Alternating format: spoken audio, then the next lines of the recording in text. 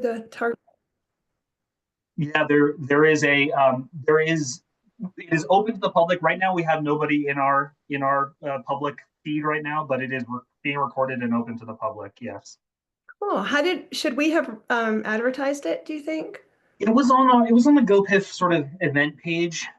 We can talk about that for our next one. I think I leave that to you all, but I think the goal here in my mind is to shoot for a slightly relatively less formal open conversation. So happy to open this up if that would be helpful for next time. But it was out there, and people are able to publicly register, and it will be recorded and posted in the same way that our other task force meetings are.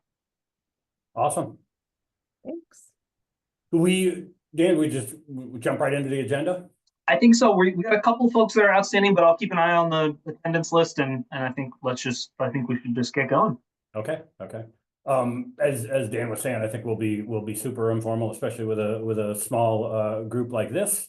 I'll just kind of go through the agenda that I mentioned, that I sent out the other day. But I think, again, I think we can be informal as we want. There are 3 questions here that we know we've got to tackle over a few meetings, and if we get momentum on the first question and we want to spend the whole time talking about that, I think that's fine. Or we can rip through them all and keep coming back to them. I think whatever works and however the flow goes.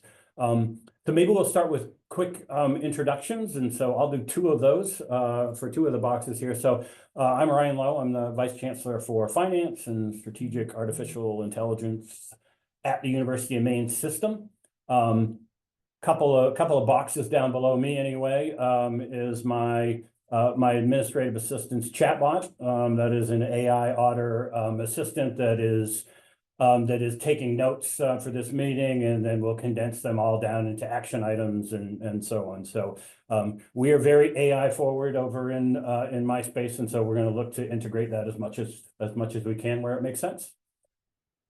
Commissioner, do you want to go next? Sure, thanks. I'm Pender Macon, Commissioner of Education for the great state of Maine. And maybe I'll just hand it right over to Beth Lambert, who's been doing some amazing work in the AI space. Hi, I'm Beth Lambert. I'm the Chief Teaching and Learning Officer here at the Maine Department of Education. I'm excited to talk about education and AI. Want me to just keep passing it, Ryan? Yeah, please. All right, I'll pass it over to you, Ruth. Thanks so much, Beth. Hi, everybody. Ruth Kermish-Allen, Executive Director for the Maine Mathematics and Science Alliance, and really psyched and honored to be part of this group to support AI in our schools and help our educators do what they want to do with it.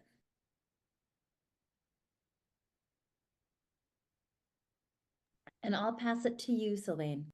Oh, yeah. Hello, I'm very happy to be here. My name is Sylvain Jaume. I've been in AI since it was not yet fashionable, first at MIT. I'm also a partner in a company affiliated with MIT doing AI for the environment and medicine. And at UNE, as a professor of computer science, I helped create the new computer science program with, of course, a focus on AI. And I hope I can share some lesson learned from that experience. Excellent. Dan, do you want to introduce yourself?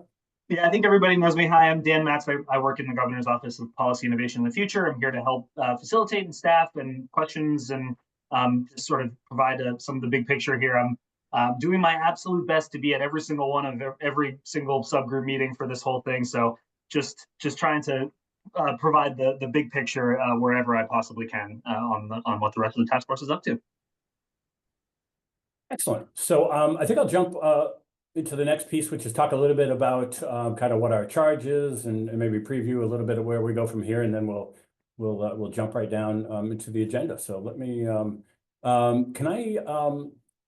can I share my screen? I should. Yeah. You should be good now, hopefully. Oh, yeah, there we go. Perfect.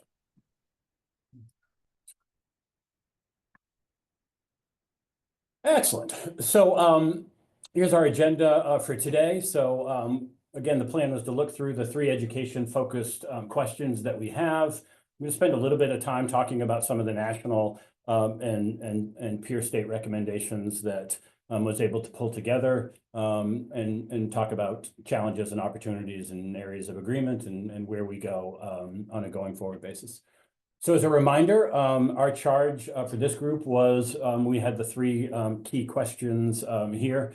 I won't roll through those, you can read those. But in addition, we had a couple of questions about how Maine can mobilize AI innovation where it's needed most, and areas of risk and harm that we should have on our radar as well. I think we've, as you see, we can do this over 2 to 3 meetings. It feels like this might be a 3-meeting group and probably a couple of hours each time, but we can talk about that a little bit more as we go into the agenda.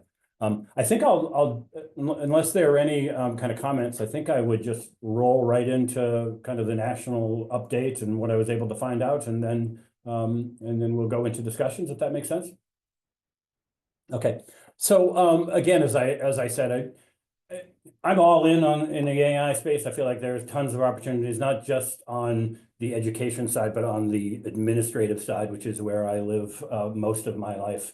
And so really trying to take advantage of that, testing all of the different tools out there and deploying them strategically across the University of Maine system where we think they make sense. And so this is the perfect opportunity. This is the perfect exercise for AI, which is to go out and look at all of the executive level and legislative level task forces that have been completed with a focus on those recent ones. So if you did one back in 2010, we don't want to see that, but July 23 and on, tell us about that. And focus in on rural institutions or rural states as well, so that we can get a flavor of that, so that we don't end up with a report that is just Florida and California. And worked with AI as you would imagine to kind of tweak that prompt a little bit, and let me show you kind of what I was able to pull together.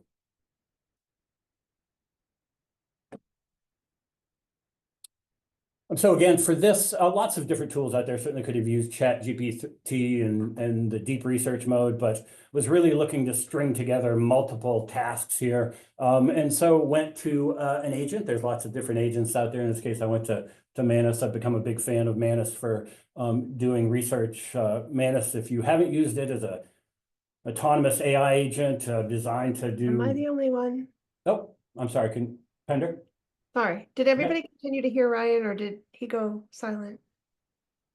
He did not go silent. Okay, it's just me. Oh, unstable internet. Okay, sorry. You okay? Okay.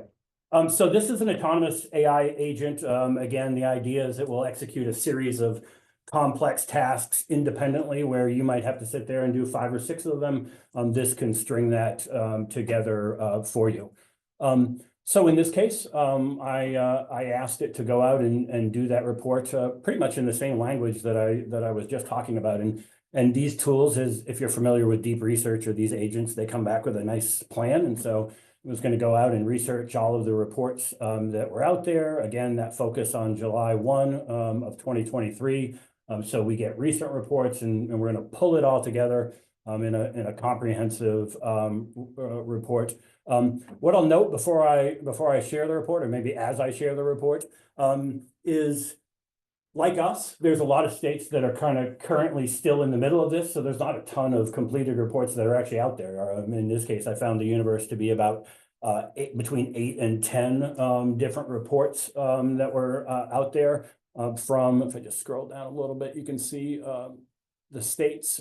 So Florida, California, Michigan, Utah, Connecticut, Mississippi, Alabama, Tennessee, and again, very detailed, broken out by different categories and so on. So when I go to digest something like this, so I was thinking about, how could I go in and summarize this report to you? And so again, thinking about how I do that now versus maybe how I did that a couple of years ago. There's a couple of different ways I might digest a 14-page report. One, and kind of the longer way of doing that, is using a tool like 11 Labs, which I have on my phone, and I might drop this whole 14-page PDF into 11 Labs, and as I'm driving. This report provides a comprehensive analysis of and so I can listen to the whole report and digest it that way. So certainly a great way to use AI to digest something like this. But what I've been doing more and more recently is using, if you've used Notebook LM and you've seen the back and forth kind of podcast, that functionality is now part of the Gemini Google, which is Google's version, the Gemini app. You can create an audio overview of any document. So we'll drop this 14-page document in here, and rather than me come up with a 5-minute summary of what AI came up with, why don't we have AI give us the summary that it generated itself. 4 minutes and 50 seconds. So, you know, if it's me, I might babble for 20 minutes. And so we're going to be on time. And so we'll just play the summary of what's going on in the States. Welcome to the deep dive. Today, we're really digging into how states across the US are tackling artificial intelligence in education. Right. We've sifted through quite a bit, state AI task force reports, legislative documents, that sort of thing. Exactly. And the goal is to pull out the key recommendations, you know, see what states are thinking about AI in K-12, higher ed, adult learning. And also how they're planning for the workforce, infrastructure needs, ethics, the whole picture, with a nod to rural states too. So let's jump in. It's pretty striking how fast things are moving from just talk to actual policy. Yeah, definitely beyond just discussion now, pilot programs, new laws, it's happening. Okay, so first big theme, using AI for personalized learning. We saw Alabama and Florida really exploring this. Yeah, tailored learning paths, adaptive texts, even personalized tutoring. Michigan Virtual's work points this way too. And when you say adaptive assessments, what does that actually look like for a student? Well, think of it like this. Instead of one size fits all questions, the AI changes the difficulty. Get it right. Harder questions, struggling, more support. Makes sense. And it's not just students, right? There's a lot about helping teachers too. Absolutely. Florida's this whole list, AI for lesson plans, automating grading, attendance. Michigan Virtual mentioned content creation help too. The idea being, I guess, to free up educators. Exactly. Give them more time for the human connection stuff, the complex teaching rather than just the admin. Then there's AI literacy itself. California's AB 2876 seems pretty major, mandating it across subjects. It is. And they have this really broad definition. It's not just using AI, but understanding its impact. Mississippi was early too, with HB 633 requiring AI and computer science back in 21. So California's approach is more holistic. Kind of, yeah. Thinking about the societal side, the ethics, not just the tech skills. We're also seeing lots of policy work, task forces, pilot programs, Connecticut, Mississippi, Tennessee, Utah, Alabama. Feels like everyone's trying to set up guardrails. Well, you need them, right? You've got all this potential, Yeah. but you need thoughtful guidelines to make sure it's used well and avoid the pitfalls. And accessibility keeps coming up. Florida's looking at speech to text, live captions, practical tools. Invaluable, really. Tools like that can break down barriers for students with different needs. It's a key equity piece. Research is also big. Connecticut's pilot, Michigan Virtual's AI lab and surveys. Seems smart to test things out. Definitely. Learn what works before you roll it out everywhere. Michigan's research-driven approach with state funding is a good example. And Utah's interesting tackling policy and putting money into infrastructure like that center at Utah State. Right. It shows you need both the rules and the resources. Okay, shifting gears slightly, preparing the workforce. Universal AI literacy, like California and Alabama are pushing for, seems foundational. It is. Plus curriculum changes like in Mississippi and efforts to upskill the current workforce. Collaboration is key to education, industry, experts talking to each other. Why such a big focus here? It's about making sure people aren't just consumers of AI, but can actually work with it, adapt to it, and thrive as jobs change. Makes sense, but that needs support, right? Infrastructure. Huge need. Professional development for teachers is critical. Alabama and Michigan Virtual highlighted that. You need funding like Florida and Utah provided. And the tech itself, broadband, devices. Yeah. Especially thinking about rural areas. Exactly. That digital divide is a real concern.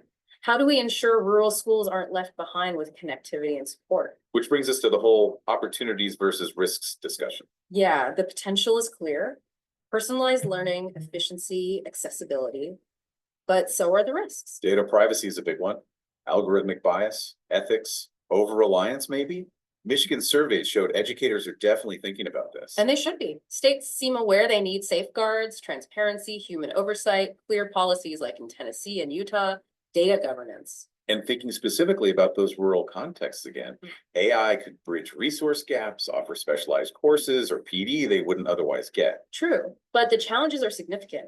Broadband, tech support, finding relevant AI tools, teacher capacity, it takes targeted effort. So lots happening, lots of different angles from different states. It's complex. Definitely. No single blueprint emerging just yet. Right. Which leads to a final thought for you listening. Considering these varied state approaches and the unique needs, especially in rural or underserved areas, what kinds of innovative collaborations or maybe resource sharing models could actually work to ensure everyone gets equitable access to the benefits AI might offer in education? Something to think about. Thanks for joining us for this deep dive. So there we go. Summed up much better than certainly I could have done. I know some of you have used that.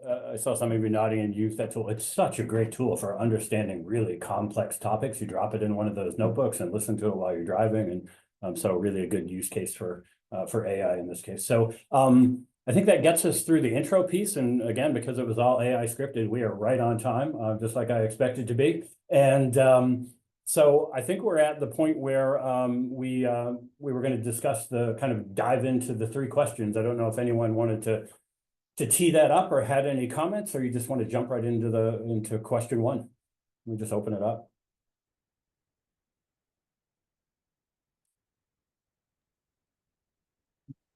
Yeah, we could jump right in. Would you like me to? Yeah, please. Just provide some perspectives, and I just wanted to provide some lesson learned from the experience at UNE in terms of creating a program that will train the new generation of college students, and hopefully that this could draw some ideas for K-12 and other areas. But the way we build this program with the goal to train a workforce that would be AI competent and would be able to develop the next generation of AI tools in the state of Maine, and help the state of Maine be a player in the AI space. We of course build on academic disciplines like math and stats, computer science disciplines like machine learning and programming, but also understanding the tools like the one we just heard about in large language models, and finally safety, interpretability, impact for society. But really to make this real, we created opportunities for students to get involved in new and cutting edge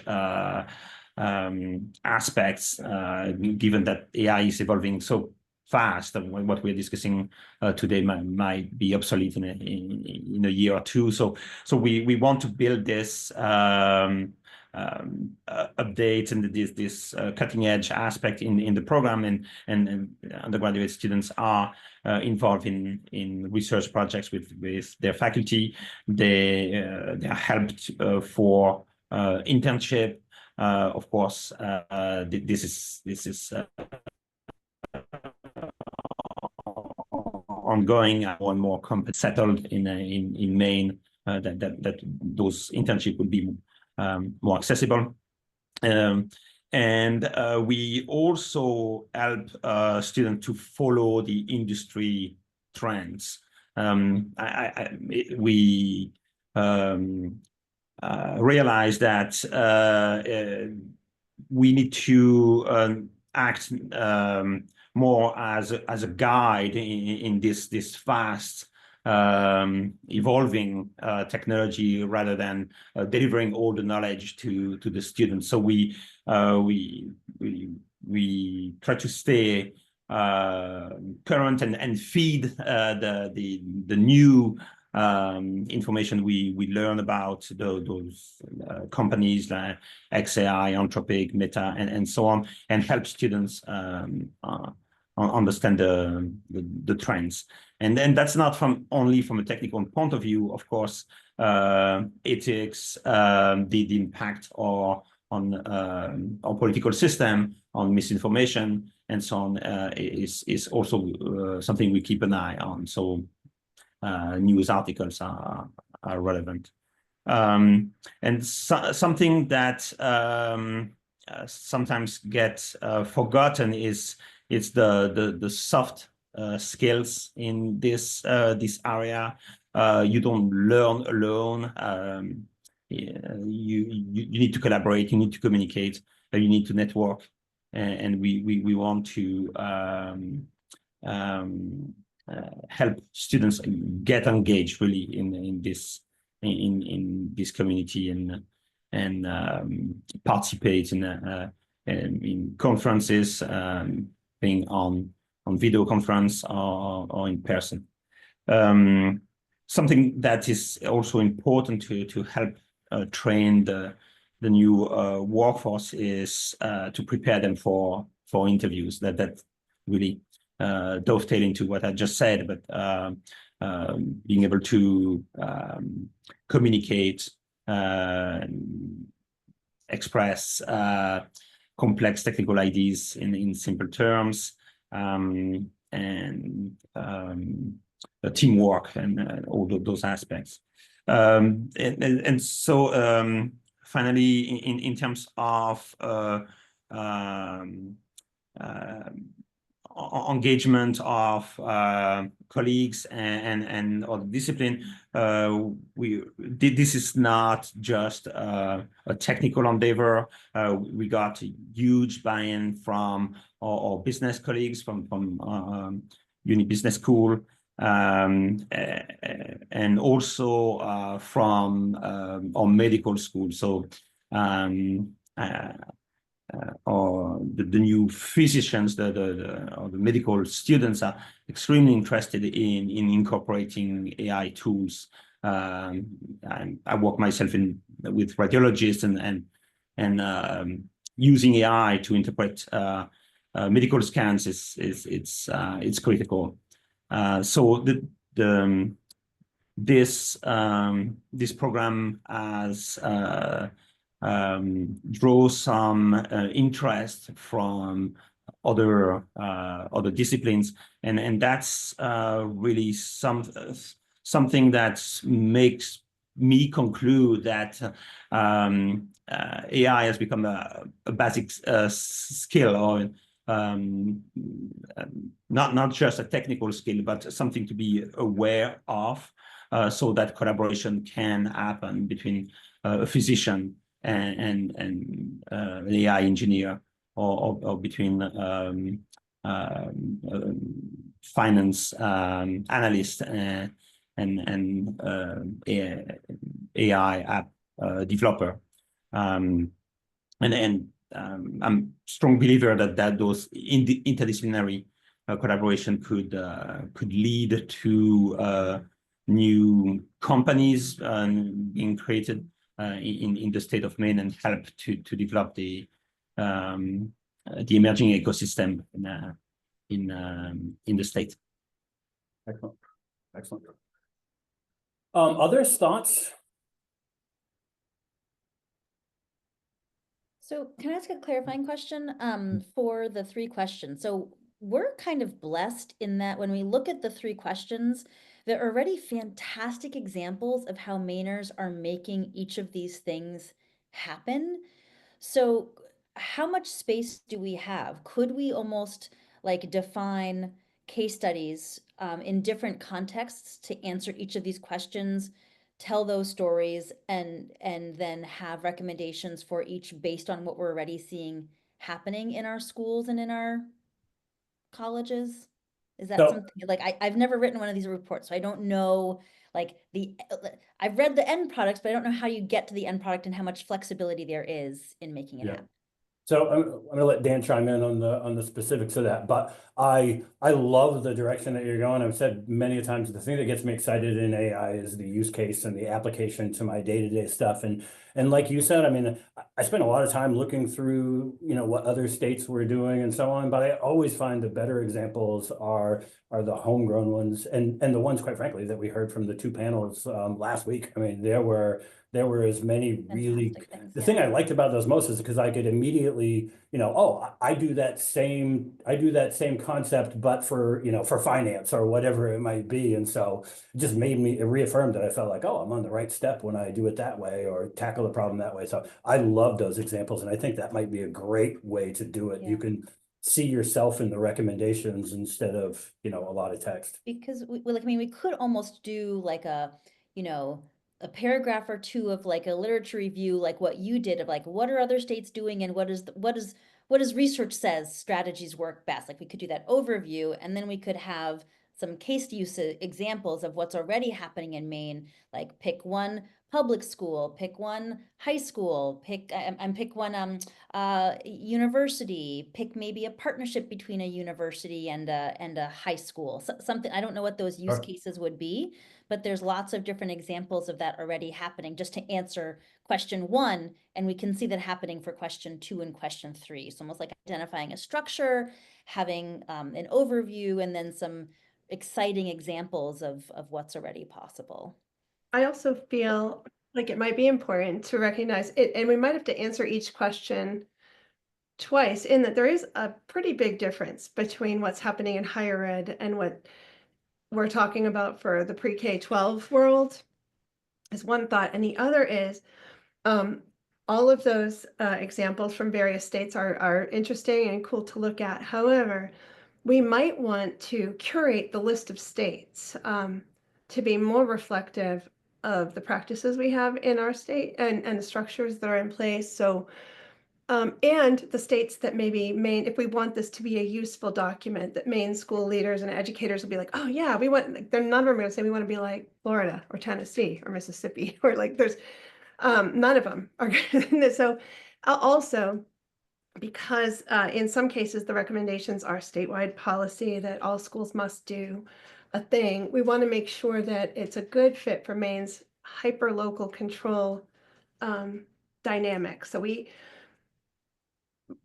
might want to find other states with strong local control who also have, rural and urban communities, and like that are small in general. So I think it might be good to parse the work out a little bit like that, and to look at what exemplars we might use that would be read by those who are leading our schools and they'd want to continue to read, because oh yeah, like this does reflect what we have in place and what we wish, where we want to go, kind of a thing. Yeah, love it.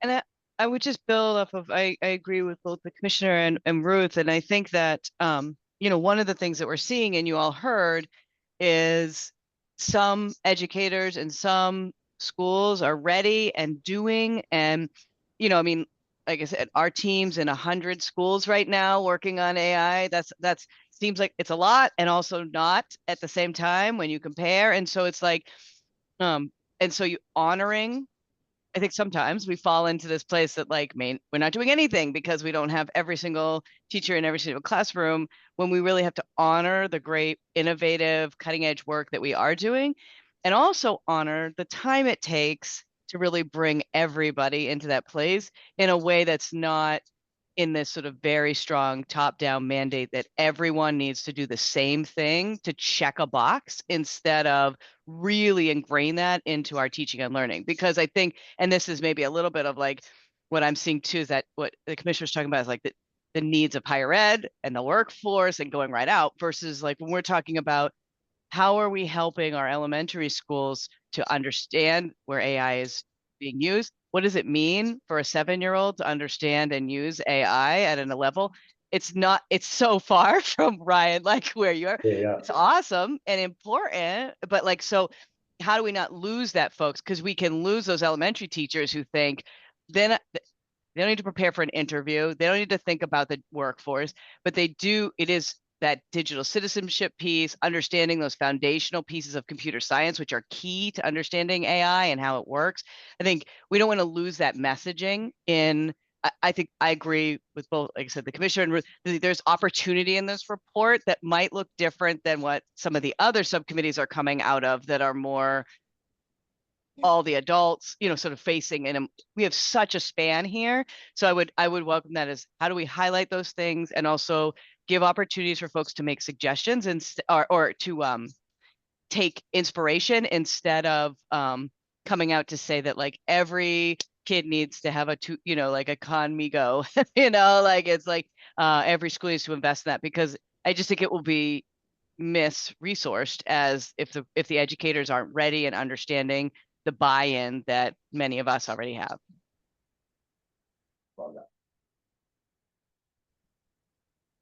Yeah, I'll just jump in here and say that all, I think, tracks exactly with the kinds of insights that we were hoping to pull out from from you all here. And I think as I think about sort of the framing questions that I put in the chat here and that Ryan showed a little bit earlier, I think what the co-chairs are sort of imagining comes out of this group, the sort of deliverable from the group the folks that are on this call right now, are sort of potential answers to this question that builds on the great work that we know DOE and MMSA and other folks are already highly engaged in, and that folks who are totally independent teachers that are just taking a lot of this on themselves are engaged in. But how can we continue? Should we continue, and what are the right sort of directions to continue building out supports and building out systems, and how can we continue to ensure that people graduating Maine schools are graduating in a way that's going to adequately prepare them for a future that I'm becoming increasingly convinced is going to rely a lot on these kinds of technologies. I think those are sorts of those are the big questions.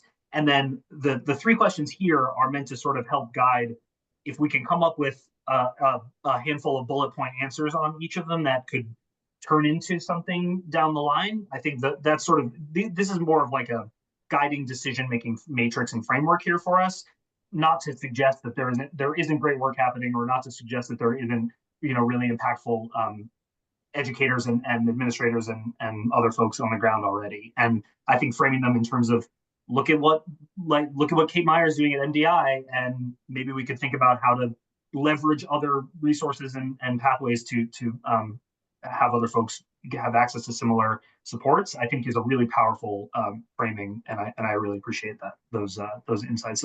I don't know, Ryan, does that track with the way that you had been thinking about sort of what at the big picture, what this group is hoping to produce here? Yeah, love that. I mean, I love the way Ruth framed it up too. I mean, I think it's chunks, and here's a section, and here's a great use case, and here's how someone is doing it in Yarmouth or wherever it is. And I'll also just say, I don't think necessarily that after 3 meetings we need to have like a perfectly polished section of a report. I think coming up with the ideas, I think, is the thing that we're hoping that the co-chairs are hoping come out of this, and sort of the verbiage and the structure of it, I think is in my mind is a little more fluid and we can I'm happy for input, but I think we don't need to necessarily have every single word locked and loaded by the time this group it sort of wraps up its piece here. So I hope that makes sense. Okay. I have a thought also. There's a document that we might want to link in here or pull excerpts from, because an amazing Department of Education employee ran a huge statewide effort over the summer called Measure What Matters, and it really focused communities, innovators and businesses all chiming in around what is the landscape going to look like when these kids exit school into a workforce that is changed dramatically by AI. And there are thousands and thousands of data points and pieces of information from folks across multiple sectors in that report. Maybe we could link the report within this report, because we've done the work of gathering many voices, experts, educators, and et cetera, and it would be cool to highlight that work as we talk about what are these kids going to need? What kinds of skills will they need to have when they leave school to be competitive participants in this new landscape?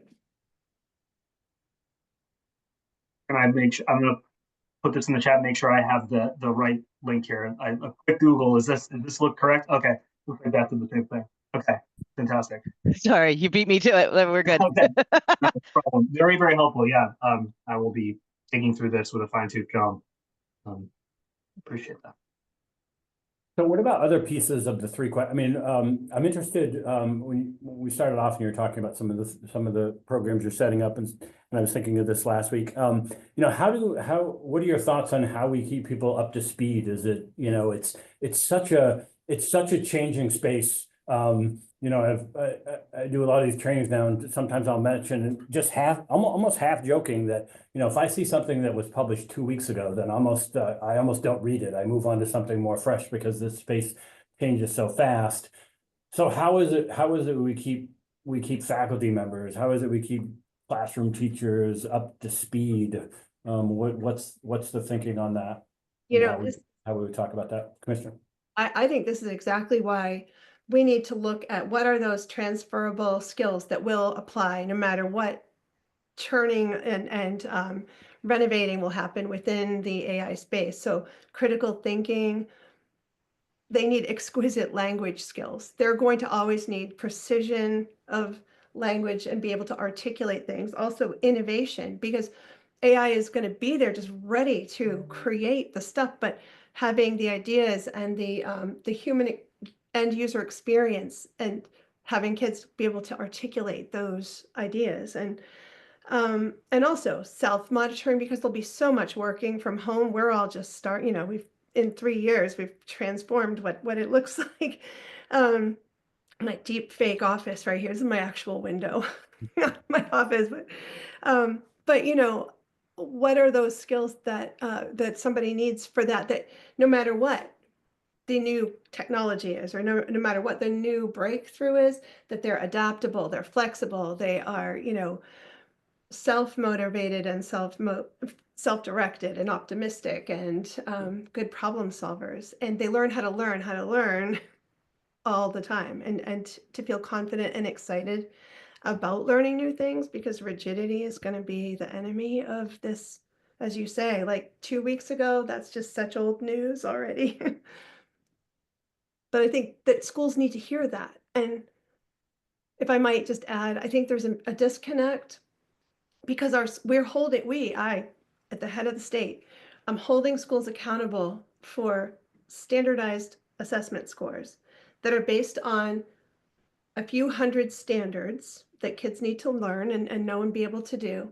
I hope we got the right ones, because my understanding is that information is doubling now every 13 hours out there. Hope we got the right 100 or 2 standards that that we're measuring in this way. But the skills that it takes to be a great standardized tester are not the skills that these children are going to need when they're adults facing this dynamic world. And yet, if we encourage schools to continue to be innovative and to embrace these kinds of practices, we're going to be then measuring them poorly, saying, well, you don't measure up because you didn't do well with this thing. And I just feel like if there's a transformational gift that could come from this subcommittee or from the bigger committee, is if we look differently at what we hold schools accountable for. We should hold them accountable for, I think,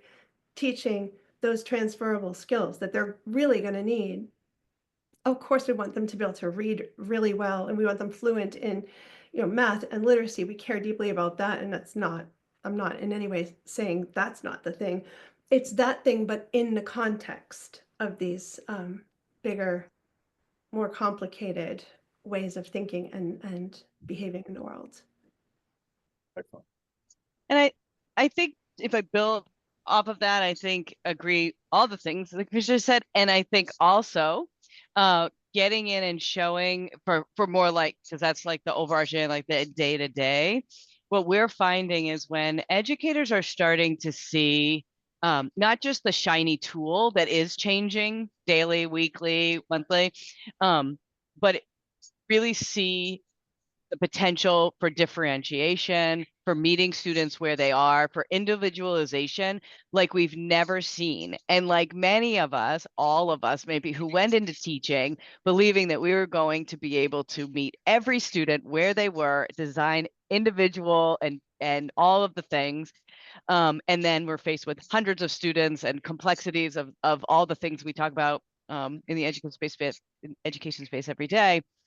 There's this power behind this and ability. And what we're seeing in our trainings is when we are working with educators and they are really introduced to the power of that, they will stay on top of the brand new thing, because educators, they're the original lifelong learner. And so they're going to be pursuing and looking once they're hooked and they see that. But I think a lot of times it's presented as like, deep fakes or something, and is like so foreign and distant from what, I mean, we have to address it with safety and all those things, but like for what an educator to really look and say, like, we know you have 7 different levels or more of students in one classroom that you are trying to figure out how to meet. And now there's power to do that within your too short of a planning period or time after school. I think that's also key. So in addition to sort of these lifelong and these bigger overarching concepts that the commissioner's talking about, additionally, teachers are going to seek that out and stay on top of those once they see the real practical use and out. And one of your questions here is around, like learning out. Where are we seeing this in learning out? Can I say right now we have evidence somewhere like, that would be credible? Probably not yet, but like that's where you're going to see it when teachers see that having the result in their classroom and their data is coming out of there. They'll get there, I think. Others? I love what you said, Commissioner, about the critical thinking piece. Like a lot of people, I always used to say I thought it was the typing class I took in high school that was the most, class I used the most. But without a doubt, it is, Jonathan Cohen critical thinking class I took at Farmington, where every day it's, if I say this, then what's going to happen and what kind of bumper can I put here to get this answer. And it's what I do every day now. It's like a giant game of chess. And so I think that is so true.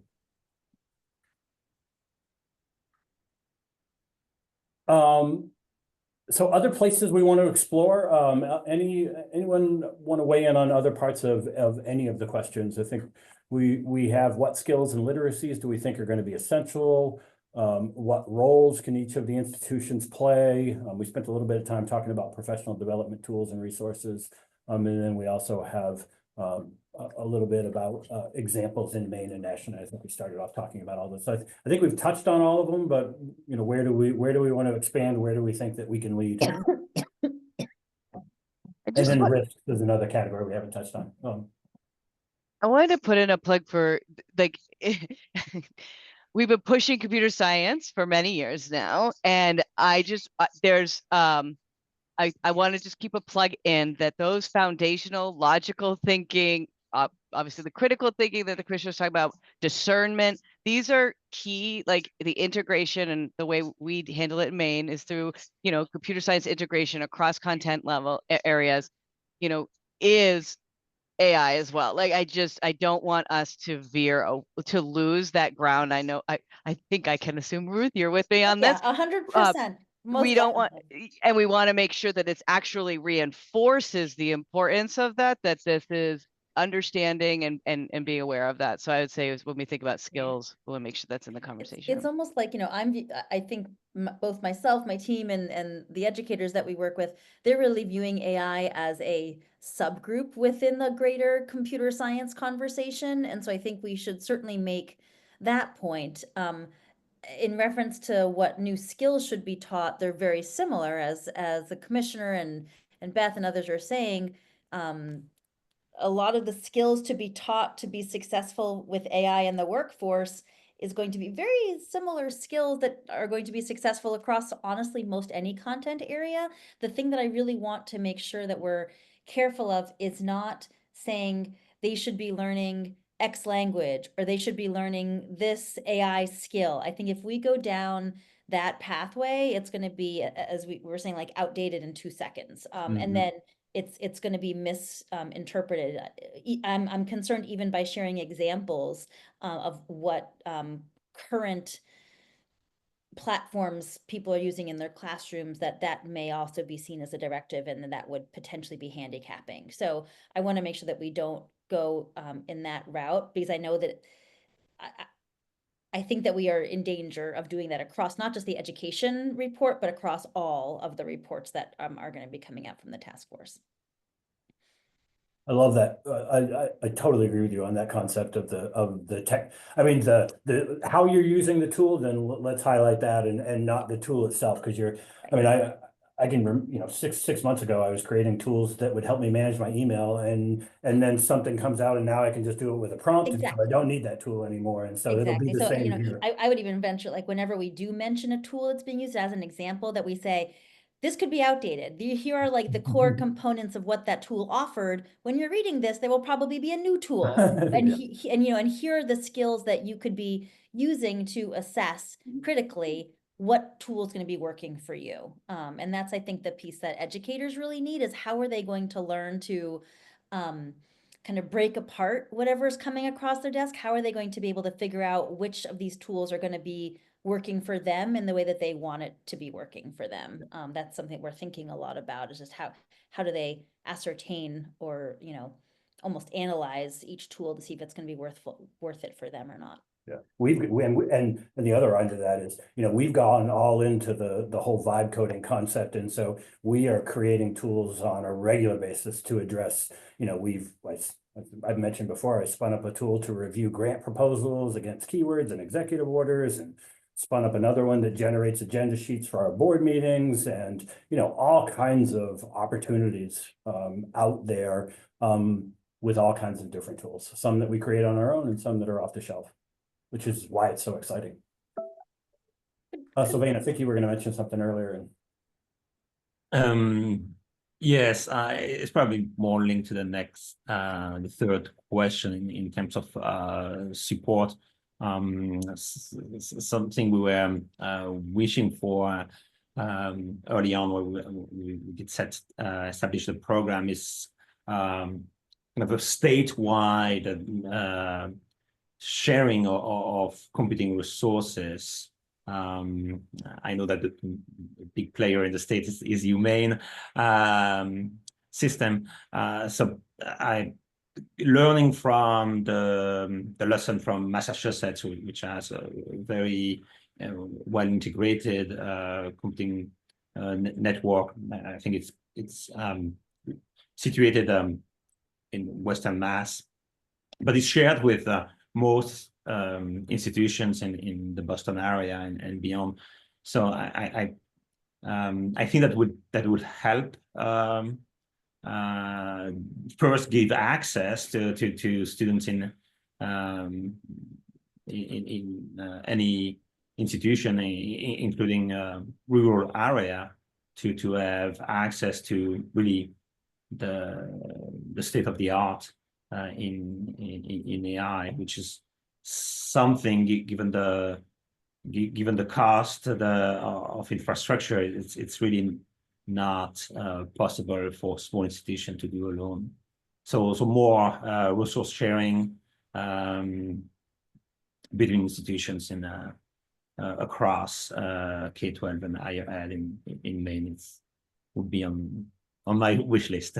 Yeah. I wonder if you could talk if Commissioner Beth, you could talk a little bit about how you're doing. Are you doing those sharing? Are you doing those conferences? I know, for instance, here at the system, we've got a faculty institute, I think on Thursday, that has a big AI component with folks coming in from all over the system. I assume we're probably doing other things like that.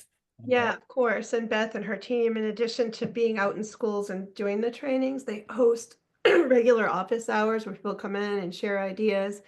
And there's even, I'll let Beth really answer this, but there's in Nokomis, which is famous for other reasons right now, but it should be famous for its they have a student broadcast that goes out and I know that MLTI started this whole thing. It goes out across all schools who want to sign up to be part of it, and it's led by students live, and it's interactive, and they share, like, it's like a tech talk. They talk about like the coolest new thing that's happening, whether it's the teachers doing this thing in the classroom or the students want to share with other students how to utilize. I will pause actually, because really, honestly, this is all bad. I'm here to support it. I'd be a good cheerleader for it, but You are a good cheerleader for. I was just trying to grab the link so everybody could check it out. But yeah, it's called the Slam Show. We do, but so it's student led and it's expanding outside of just Nokomis to school districts all throughout the state where student leadership is taking over, so students can do YouTubes of the tech and learn how to use that.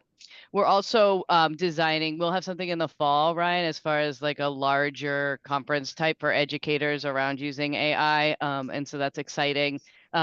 We were doing something this spring with some partners, but there's been a lot of different things affecting folks in the field right now, and so it just got the planning just got put off. But and then of course we're really excited the student conference this year, which MLTI has been doing for 20 plus years, but it is you know, it's at Orno, and you know, we have thousands of students filling up the classrooms there. But one fabulous piece, we call it the global session, which all the students come into the Collins Center and do interact with technology in a collaborative way. And that in that session, the session is actually, it's around a cyber threat, and there's, you know, a bad actor who's going to take over and they have to figure it out. But the design of the cyber threat was built with AI. And so there's a sort of meta component where the students will be understanding sort of how it was created while they're also trying to take it down and understand how to attack that from, which is super high interest for them, as you all know, but also going to be a really great experience. So, and of course their teachers will be there for that. So trying to hit, you know, through a bunch of different entry points. And then of course we have, you know, 10 ambassadors, plus we have a emerging tech specialist, and they're booked solid for the rest of this school year through the summer and then into the fall, as far as doing SAU level support and school level support, because folks really want that. So we're trying to get that bigger and also that kind of smaller at the school base level as well. Could you talk about that just a little bit more? I'm just curious about that one. That's fascinating. Which one? The last piece, the sending folks out. Yeah. Oh, just- yeah. yeah. So we have 10 ambassadors, which are educators from the field that come and spend 2 years with us on a sort of loan from their SAU, and then they go back. So in their 2 years with us, they provide, you know, targeted professional learning in different areas. And so, but it gives us increased capacity than the state might give us for permanent positions. And so we have that. Plus we have an emerging tech specialist in our office. And so between the 11 of them, they're just booked with school visits to go out and work at faculty meetings, district level meetings, school-wide. We did a bunch of PD days in the March. There's a pretty common March PD day throughout K-12s.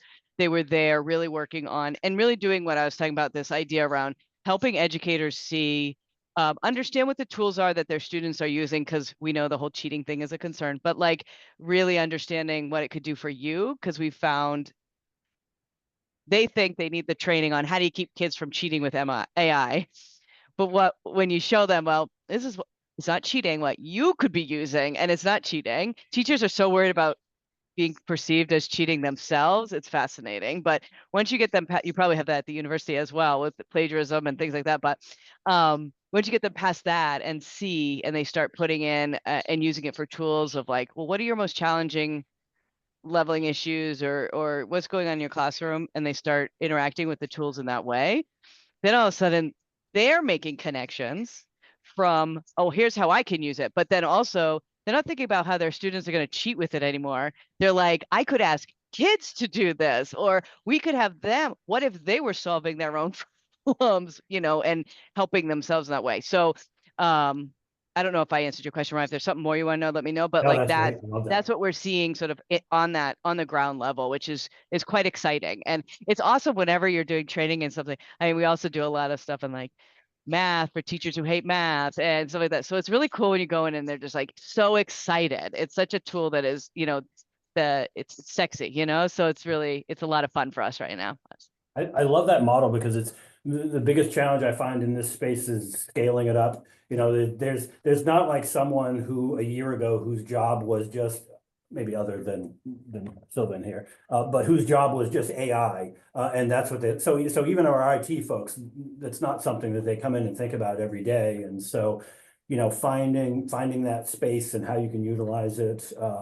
Love that, and sharing across the institutions and so on. One of the things that we've talked about doing this summer, or early in the fall, is kind of having our own kind of demo day where, you know, we set up here's an Excel spreadsheet and everyone sign up for your 15 minutes of time, and maybe you're a faculty member and maybe you're a staff and maybe you're an administrator, and I'm gonna show you 15 minutes how I get organized for meetings or how I keep my email organized, and just let folks sign up and then record all of those and then break them down, so that folks can have easy opportunity to, here's some administrative best practices and here's some teaching ones, and really kind of spreading those good ideas out there, because every time people talk about it, I mean, I was so excited. The panel discussions last week, those 2 panel discussions were great, because again, even though plenty of cases where it's like, that's not exactly how I would use it, but if I tweak that slightly, now it's got this really clear relevance to my day job, to my finance job, or to whatever it is I'm doing,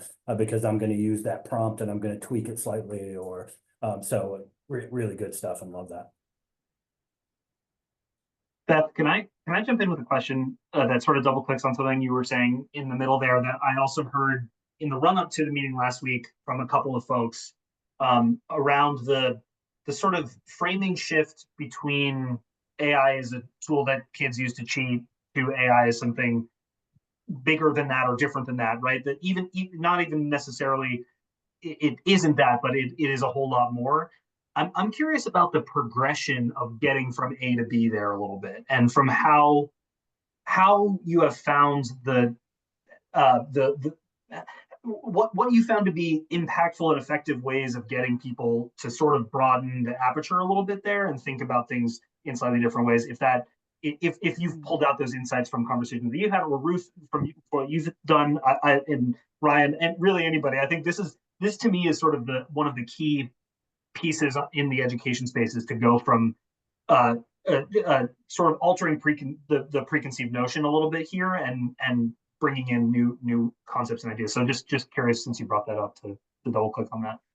Yeah, I would say I don't want to oversimplify it, because I absolutely think that changing hearts and minds is really hard. And there are people, I'd say probably the majority of people are in either denial about AI or afraid to and sort of like, I'm not gonna, but we also experience that with email and the internet and so many things that we've done in education. And so, so I get excited when I see the shifts, but I don't want to mislead that it's just like magic and happening everywhere. Because sort of like the teachers yesterday, or whenever that was, we had our meeting, but Friday, at last week's task force, that were like doing these amazing things, and but next door there might be a teacher who is not considering or using any of that. So I mean, I would just say, in our experience, it's really the demonstration of it using real applicable student data, and that's what we do when we come into their classrooms. We're really providing them with we're using their examples in their classroom. And so the work that our ambassadors and specialists are doing is that it's not hypothetical. It's not kind of like, this is how you might use it for something, kind of like what you did, Ryan, today, right? It's like, I'm going to use this, and AI is going to talk to you instead of me doing it, helping teachers to see that. Then all of a sudden they can't deny, because we're now talking about Billy and Johnny and whomever. So that, I think, that has been helpful for us when we are working shoulder to shoulder with educators and helping them go from it's a tool that's just going to be all bad and we just need to shut it down, to, oh wait, maybe I could use that. I fully agree. And I think that there's some specific strategies, like for example, within the STEM Workforce Ready 2030 project that we've been engaged in, like the way that we're trying to scale the great things that like Julie York or folks in Ellsworth are making happen. We actually have a regional hub model where there's like one central district they engage and kind of make commitments to computer science and or diving in deeper with AI and sharing that outreach in a specific way. And then there are some core educators in each of those districts, and then those educators commit to training other teachers within their district and other teachers that are not within their district. So there are examples of how scaling models of the really fantastic examples could potentially work and that are currently in existence, both through work that Beth and her team are doing, as well as MMSA. I know RISE has done a little bit of that work, not as much so much right now, but there are other groups that have done those kinds of scaling models for innovation in the classroom. I don't know, it seems like that might be a little bit much to get into in the report space that we have, but there are examples of how scale can increase in Maine, if that's kind of what we're rubbing at. And I Yeah. guess the question that I have too is, how long is this report? Like, how much are we really taking on here? Like, what's expected? It's a fantastic question, and one that we are, I think if you ask 4 different people, you probably get 4 different answers. We're sort of modeling this in many ways off of a handful of other reports that our office has helped similarly help sort of staff and support over the last couple of years. I don't know that I could necessarily commit to a page count at this exact moment, but I'm sort of thinking the broad strokes here is that we have these 6 groups. We've got core takeaways from each of them. We've got questions that each of them in many ways are doing exactly what we're doing now and having conversations, sort of deep dives on those topics. And the goal is to come out with, whether it's 1 to 5 to 10 in some cases, of recommendations of sort of specific policy actions that the state might be able to engage in, and that the governor and the legislature can sort of consider. And so I think in my head, I think what this group is sort of aiming to do is take 2 hours of panels and conversation that we had last week, take the knowledge that we sort of brought together in this room here, and winnow this down from AI will have implications for education. What maybe are those implications? Although I don't necessarily think we need to get too deep into the weeds of identifying all the implications, but really, what should the state be thinking about doing in order to prepare our education system for the implications from AI? And that's both the pre-K education system, that's higher ed, that's adult ed, which is something that I think we haven't really touched on here yet either, but there's a whole sort of set of another set of issues there. So the short answer is it's undefined. I think we're working that out, but what I think is going to be really valuable and additive is something that ends up being maybe constrained sort of word count wise, but pretty targeted and specific as much as possible. So correct me if I'm wrong, we don't necessarily need to aim to write up a bunch to answer the 3 questions that we started with today. That's kind of more generative conversation for us to figure out how we're going to get to the recommendations. And the recommendations part is what we actually write up. I think that's right. I think there's a structure that I think some of the other groups are thinking, where recommendations will be filtered underneath the questions, right? If there's the question 1 is something is, how do we how can schools and higher ed institutions use AI to improve learning? Maybe there's a couple of recommendations that fit neatly under that. If it ends up being that this is not that structure doesn't necessarily work, I think we can talk about that and we can take that back to the co-chairs. But we're hoping to use it as a framing structure to generate conversation that will lead to recommendations. Got it. Okay, that's very helpful. Thank you. Yeah. Dan, how are you thinking the public comments, either like specifically for this group or that come in? I mean, this feels like if I was guessing where you're going to get public comments, and it's probably in this space. Sure. So how are you thinking that gets weaved into the report? Does it get weaved into our section? How are you thinking about that? It's a good question. I want to say something, we've gotten like 11 or 12 folks who have replied to the Survey Monkey at this point over the last 2 or 3 weeks. It's been up 2 weeks or so. I think it'll depend a little bit. I'm in some ways, I haven't necessarily had the time to dig through every single answer, so I don't want to speak to where it'll fit in. But But we want this to be an open process. We've been, you know, as we said, these are all being recorded and posted and open to the public. And that being said, this is also a product of our task force and a product of looking to you all to provide the subject area expertise and sort of turn good conversation into impactful recommendations for the governor and the legislature to consider. The public input is important and will be considered, but in many ways, I think the governor tapped folks in this room on the shoulder for a specific reason. Anyway. Yep, excellent, super helpful. TBD, but I hope that helps. Yeah. Yep.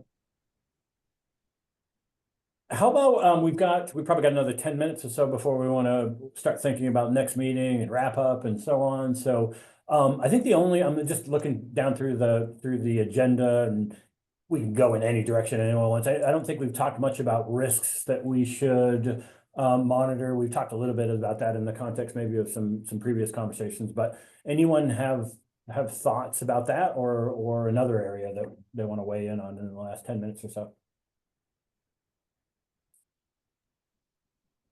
Cheating is probably the elephant in the room. Plagiarism.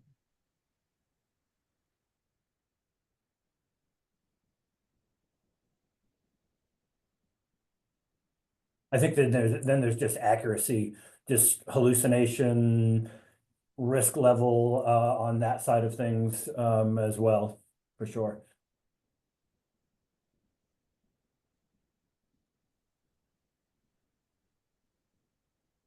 I'll just one that's come up in the education realm, but I don't think is limited necessarily to education, is thinking, and I think Ryan, building off of what you just said, the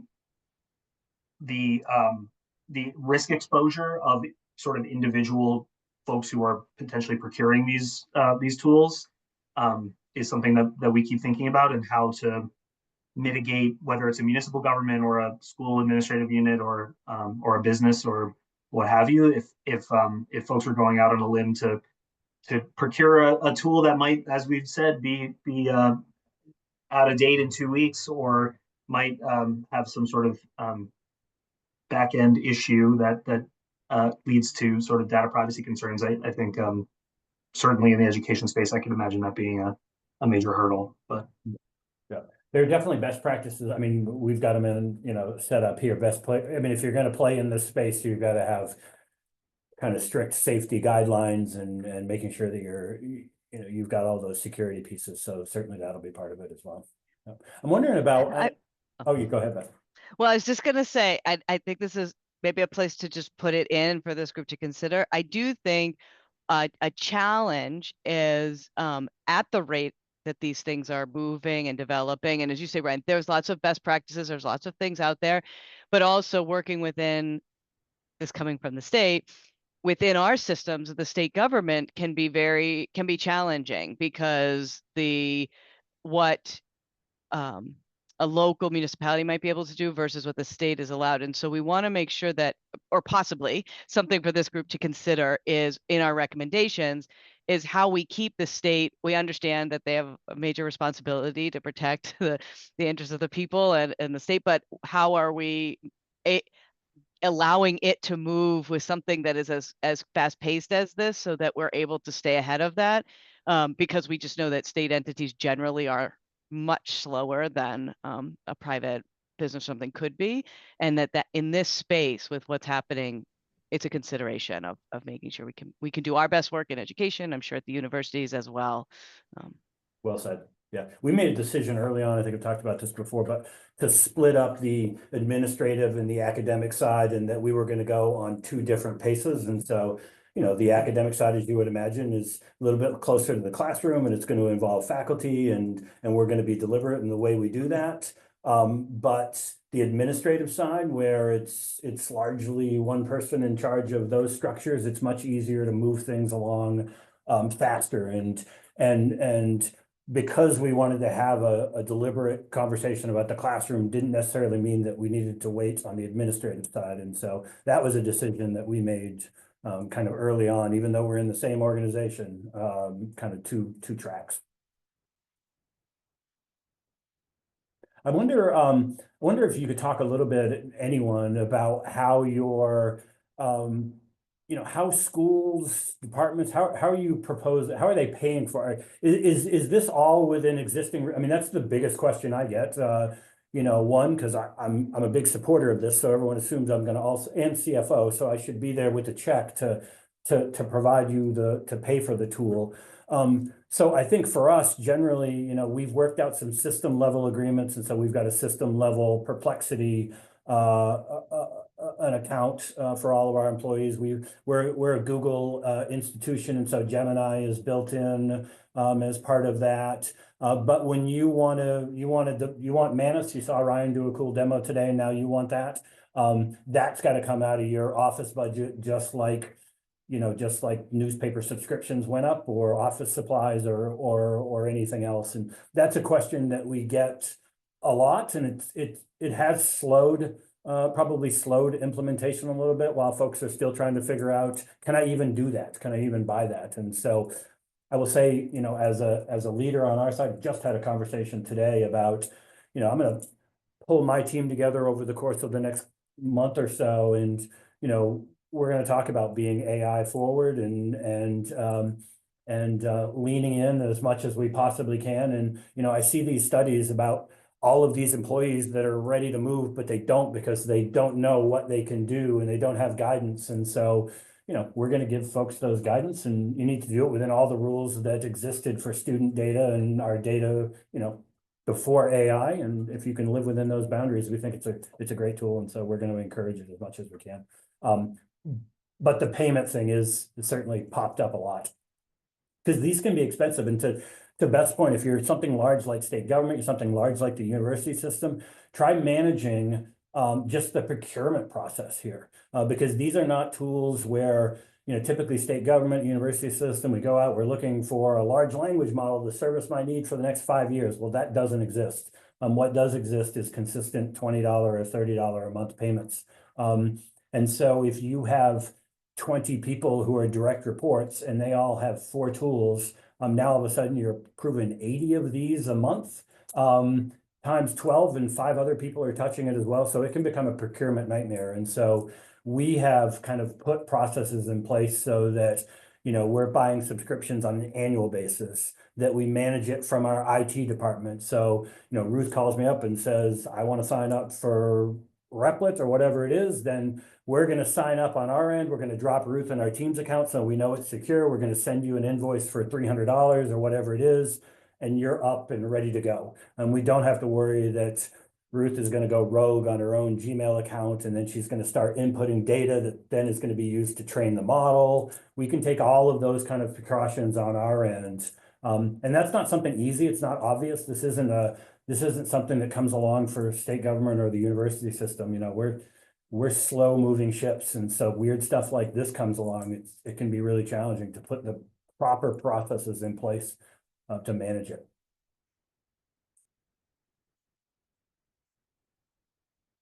Other thoughts? A couple more minutes before we're in a wrap up stage. Anything that we missed?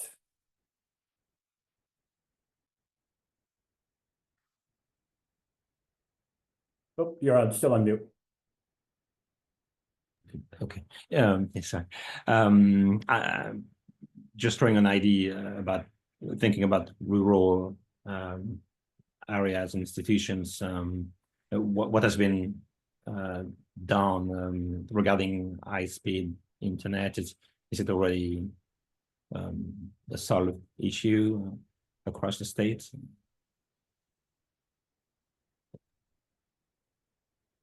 Yes, it is an issue. Yeah, we have the Maine Connectivity Authority who's been deploying internet to high-speed internet as far as they can, but we still have a lot of folks that are underconnected. So Andrew Butcher, who runs that group, is one of our technical advisors as well. So thinking about the rural internet, I think is on our mind as well for the task force. So, but yes, a huge challenge.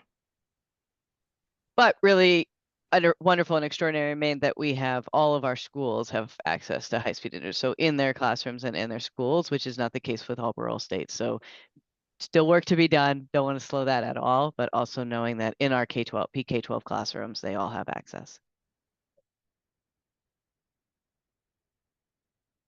Okay. So just thinking about rolling forward, I think we can probably do the wrap up pretty quick. I mean, I'll have Angela in my office. We'll send out a meeting invite for the second meeting. So we don't need to try to compare calendars now. We can do that. So we'll send that out. Thoughts on, are we thinking we're once a month, this is our May meeting. Do we want to set one up in June, July? What's the thinking on frequency? 3 of these? Is Ruth? For me to answer that, what is the kind of work that we need to do? Like, is there writing for us to do in between meetings? What is the commitment? Yeah, I'll let Dan weigh in if he wants. I don't know that I'd have, just speaking for myself, I don't know there'd be a ton in between. I think Okay. what my plan would be now would be, I've got the transcript of this meeting, so I'm going to go back and I'm going to use AI and I'm going to compare it against what our purpose was, and I'm going to look for gaps and all the things that you would expect. Put together another agenda based on where those gaps are and other things that we may want to explore. Get that out to you for feedback. So again, if you see places where we forgot, and hey, let's bring this up and talk about it, and then jump right into that second meeting after that. I don't think you'd have to do much in between. Yeah, fantastic. Thanks. Yeah, so exactly what I was going to say, Ryan, and compare it also with my sort of crazy notes that I was taking frantically as well. I'm sure AI did a better job, but there's a place for that also. So anything we missed, Dan? I think we're in good shape. We'll get out an invites and look forward to the second discussion. And again, I'll send out that draft agenda, but take a look at it. And if there are things that we're missing that we didn't think about that occurs to you, boy, this should be something we get on the agenda or put in a parking lot. Please let us know. All right, awesome. Thanks, everyone. Thanks. Appreciate it, everyone.